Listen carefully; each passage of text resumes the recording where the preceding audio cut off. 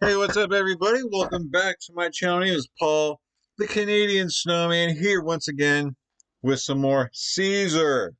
We're continuing the adventure. Last time he had his first defeat. Things just didn't go his way. I mean, miscommunication.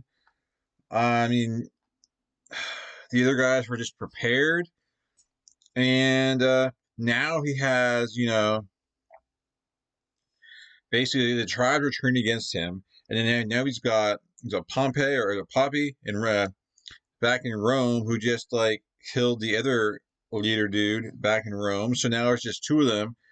So there has to be a battle. There has to be like a heads up here because his rival in Rome has gained power, and he's gonna have to go and squash that before the people take into it, and side with him.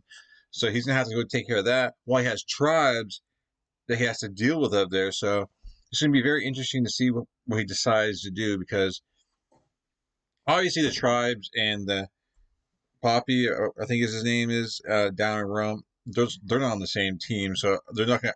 I don't see anything happening with them coordinating something. But each one of the sides might take advantage of situations where they see like Caesar in trouble and try to like, join the fight just to squash him while he's his back is against the wall. Uh, but I really don't see that happening. I just think Caesar, Caesar. He's gonna squash one and then go after the other. He's got to hurry up and squash one or the other, and then basically, if he goes down to Rome, I think, and like squashes Poppy, then he doesn't have to worry about the politics part. Like, go ahead. I would go ahead and do that. I'm not Caesar. I'm not the genius general here, emperor. So I don't want to say what I would do because who am I to say so? But yeah. So it'll be interesting to see like what his next play is. And so far, I think it's kind of I have a feeling it's series seems like it's really gonna like take a different different role tone or whatever you want to say. But anyways, please like and subscribe, guys, down below. Please and thank you. And exciting stuff, guys. Alesia, 52 BC. Why is it? Is that the place or the name of the battle? I'm not sure. Or that's maybe his next enemy. Like, as far as the tribes go, that's who he has to face next. But no, let's get into it.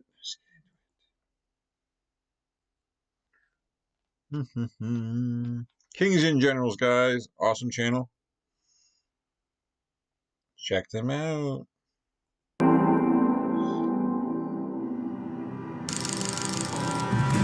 After years of campaigning, Caesar had lost his first open battle against the Gauls, this time led in a revolt by the Arverni king Vercingetorix. His allies, both in Rome and in Gaul, were now wary of the situation and would pounce if he couldn't prove that he was still in control. The final chapter of the Gallic War is about to start. The sponsor of this video, Raid Shadow Legends, is a brand new collection RPG game. This game is taking the world by storm as almost 10 million players worldwide have already downloaded it in just 3 months. It has great graphics, strategic gameplay, huge boss fight. The game is amazing and 200,000 reviews and an almost perfect within a week as part of the new player program to start your journey. While Caesar was fighting a losing battle against Vercingetorix at Gergovia, his best legate, Titus Labienus, was sent to deal with rebellions in northern Gaul. Local Gauls, emboldened by Vercingetorix and led by Camulogenus, were consolidating around modern Paris, which was called Lutetia at that time and was the capital of the Parisii. I'm glad they used like only like Paris because I know where that is, and so I don't know any of these like areas as far as the names. I don't recognize them, so it kind of gets a little confusing. It's like where exactly they're kind of at, like on the map. So I'm glad they kind of brought that up because things a little more perspective, Which was called Lutetia at that time and was the capital of the Parisii. Labienus had left a legion near Agedincum in order to have a supply line to Caesar and marched with 4 more legions towards Lutetia. His troops took Metlosedum along the way, but their attempts to cross the river Seine were blocked by Camulogenus. Labienus was forced to retreat back to Metlosedum. Luckily for him, his scouts had found another crossing near Metlosedum. He crossed there and moved against the Gauls. However, Camulogenus used Vercingetorix's scorched earth tactic, burning Lutetia and retreating to the swamps beyond. At the same time, Labienus learned about Caesar's defeat at Gergovia, which provoked a big Gallic tribe called Bellovaci, led by Corius, to rebel. So he knew that he had to retreat beyond the Seine and unite with his legion in Agedincum. Labienus' decision to divide his forces into three provoked Camulogenus into attacking him to the south of Lutetia without waiting for the Bellovaci, and in the ensuing battle, the Romans used the fact that their divided forces were closer to each other. Each group supported the other, and the legions managed to defeat the Gauls with ease. Camulogenus was killed in the process, which slowed down the consolidation of the anti-Roman rebellion in northern Gaul. Caesar and Labienus both... So obviously, Caesar decision, and he's like he's trying to take down this rebellion here, in Gaul. So, obviously he's not going back down to Rome right now. He's got to take care of business up here. I guess because then it looks really bad on him if he just abandons all this, and loses everything and then goes back to Rome. So. Definitely, but wow, I guess everyone's rising up against him, man. Northern Gaul. Caesar and Labienus both retreated towards Agedincum, where they united their forces. Meanwhile, more and more Gauls were joining the rebellion, and after the rest of the Aedui joined it, even the Roman province of Narbonensis was attacked by them. Caesar and his 10 legions moved through the Sequani and Lingonese territory to the east, in order to gain a line of retreat to the Roman province of Gallia Transalpina. At the same time, Caesar's envoys secured a group of Germanic mercenaries who joined the Roman cavalry. Nice. Vercingetorix and his 80,000 tried to attack Caesar when the latter was trying to cross the Vingaiani River, but the Romans were able to stop the attack with ease. It is not clear why, but this minor defeat either disheartened Vercingetorix or showed him that he couldn't win against the Romans in an open battle, so he probably tried to recreate the factors that led to the victory at Gergovia when he retreated to the Mandubii capital of Alesia. Caesar followed him to the settlement. Alesia was a well-defended city on a hill, and Vercingetorix sent messages to his nearby allies to come to his aid. Vercingetorix was in a strong position. He outnumbered Caesar, commanding a force of up to 80,000 men, and was surrounded by allies who would be able to quickly send men to reinforce him. From his position, it should be a simple rerun of Gergovia. He would wait on the high ground for his allies to arrive so they could either disrupt the Roman supply lines or attack them in the rear. That guy goes away, I'm assuming. Caesar had learnt his lesson though. Despite his smaller numbers, he immediately began the work of fully surrounding and besieging Alesia, something which Vercingetorix had been able to prevent him doing at Gergovia. The Romans began constructing a 16-kilometer wall, fully encircling the entire city, complete with palisades, trenches, and towers, hoping to cut off any escape. Vercingetorix sent his cavalry out to try and disrupt these works, but the legions were able to form a defensive line to hold them, while the German auxiliaries flanked around the side. The Germans proved to be vital to the Roman cause, and their superior horsemanship forced the Gallic cavalry to retreat back into the city, killing many as they were funneled into the narrow gates. Realizing that he would soon be completely surrounded, Vercingetorix decided to send out what was left of his cavalry at night to sneak past the Roman line and head to the nearby tribes to request reinforcements as soon as possible. Okay. Upon completing the first wall, Caesar learned... That's just amazing to me. Like, I wonder how long the time period has gone by since they started building this wall. I mean, probably not very long, obviously, but that's just amazing how I just built an entire new wall. Like, okay, like that much effort put into a battle that they're just gonna build a wall, surround with a wall. It's kind of crazy with towers and stuff. That's just so cool. Like, all these other videos I've watched, like I'd never really seen anything like this. So this is really neat. Upon completing the first wall, Caesar learned from some Gallic deserters that these messengers had been sent, and so constructed a second wall, this one almost 21 kilometers long and complete with 2 trenches and a moat, facing outwards to protect against any Gallic reinforcements, creating a donut-like structure with Alesia in the center. He next sent out huge foraging parties to collect enough food to sustain his troops for the next 30 days. In doing this, Caesar had effectively robbed Vercingetorix of his advantages. With the Romans thus defended and supplied, it was the Gauls who now faced a well-dug-in enemy, and it was now Vercingetorix whose time was running out. With an army of 80,000 men inside the city, plus the civilian population and no way of resupplying, it was only a matter of time before he was starved out. This was Caesar's magnum opus. Damn. Faced with a desperate situation, Vercingetorix made the difficult decision to expel anyone who wasn't going to be fighting: the old, the sick, women and children. He had hoped that Caesar would allow these people through the Roman defences and to safety, but Caesar was not in a merciful mood. He refused to let them pass, and the civilians were left between the walls of Alesia and the Romans, imploring both sides for food and water, neither side relenting. Over the next few days, many died of starvation and thirst, the space between the armies becoming full of the dying and dead. The Gallic allies finally arrived. That's crazy. I mean, first of all, the extra wall, it's just mind blowing. Like, this is a giant piece of area. We're not talking about like a small fort. This is like a giant piece of area, like 20 miles or whatever it was, said to be.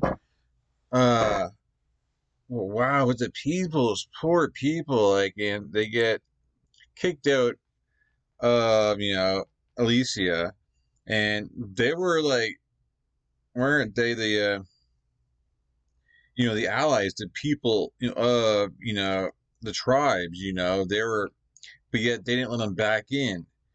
So it's like, what? That's your people, let them back in. I understand, as far as, I guess, so I don't know, that's pretty cruel of Caesar, but I guess I kind of more understand his point, because those really weren't, his allies, they weren't his people, so he kind of expected Alesia to bring him back in. But man, just like, what do you do if you're those people in no man's land? Like, nothing. You just, I don't know, man. It's crazy. Man, then that starts stinking. The Gallic allies finally arrived to try and relieve the siege, under the command of Vercingetorix's cousin, Vercassivelanus. It is hard to say precisely how many there were. Caesar claims that the number was as high as 250,000, with modern estimates suggesting somewhere between 70 and 100,000. Yeah. Whatever the true number was, all agree that the Romans were now significantly outnumbered, at least 2 to 1. On the first day of their arrival, they quickly filled in the first Roman trench and sent across a combined force of light infantry and cavalry to probe the defences, whilst the rest of the army set up camp. Caesar countered by sending out his own Germanic cavalry, and a fierce skirmish ensued. From their elevated position inside the city, the besieged Gauls saw that their allies had arrived, and simultaneously began massing for a sally against the inner fortifications. However, the Germans once again proved their skill, outmaneuvering and flanking their Gallic counterparts, forcing them back across the trench and into the Gallic camp. Seeing his allies defeated, Vercingetorix decided to bide his time and held off his attack. Damn. The reinforcement. Look at that, man. It's just, they come up here and they just think they're gonna push like Caesar out of the way, and like bam, clobber him. These guys think they're gonna be sneaky and leave while they're distracted. Not happening. It just wasn't happening. It wasn't in the cards. And held off his attack. All right. The reinforcements spent the next day constructing siege ladders, and then, at midnight, launched another attack. It's a lot. Taking the Romans by surprise, they found some initial success.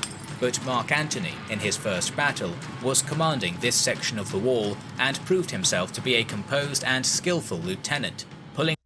I've heard the name Mark Antony before. I'm sure this has nothing to do with his video. I've seen the TV series. Not TV series. There's a TV show called Rome that I've seen. It's been like forever ago. I mean, been like 8 years ago, and maybe not that long. Maybe 7, 8 years ago. Mark Antony. And I was trying to remember like the character, but I just remember him being like a good leader in that movie. So it's kind of cool that a name popped up that I actually recognized, besides Caesar. This section of the wall and proved himself to be a composed and skillful lieutenant, pulling troops from other sections of the walls to reinforce his position. Again, Vercingetorix began to sally out to try and help his allies, but was delayed by having to fill the Roman trench. By the time he had crossed it, Antony had successfully fought off the assault, and Vercingetorix again withdrew into the city. Wow. Following these two failed assaults, Vercassivelanus conducted more thorough reconnaissance of the Roman position, and discovered that a steep hill overlooked the Roman wall in the northern section.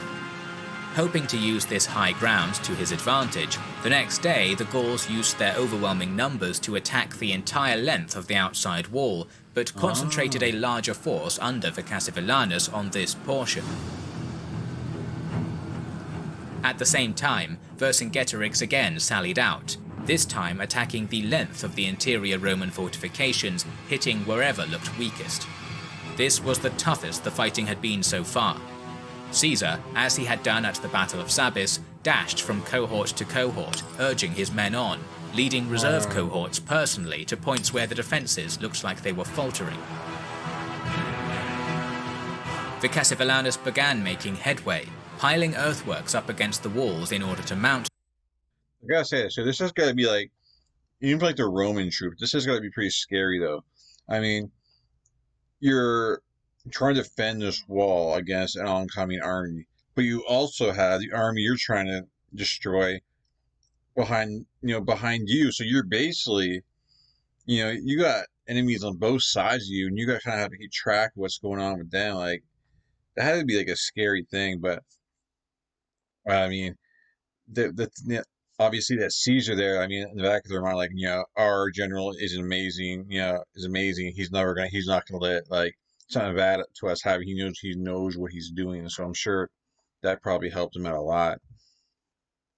Vercassivelanus began making headway, piling earthworks up against the walls in order to mount them, and using hooks and siege engines to tear down the Roman defences. Caesar committed every man he had left of his reserves, pulling every man who could be spared and sending them into the action. It was a desperate battle for the Romans. Between the two walls there would be no escape, and if the line faltered, the entire army would surely be wiped out. Yep. The Roman line was holding the Gallic army, but it seemed like it wouldn't last for long. But then, Caesar appeared at the top of the hill.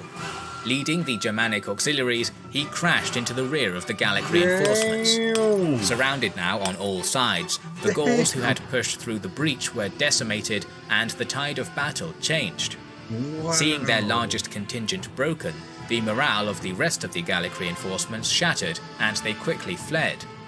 With this threat thus neutralized, the Romans turned to deal with Vercingetorix, who was attacking the interior wall, and they were able to force him back into the city. With the city still besieged and his reinforcements spent, Vercingetorix surrendered.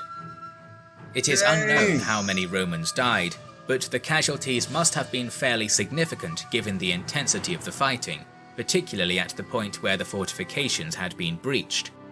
The Gallic relief force suffered heavy casualties. The entirety of the besieged army in Alesia was either killed or enslaved, and both Vercassivellaunus and Vercingetorix were taken alive.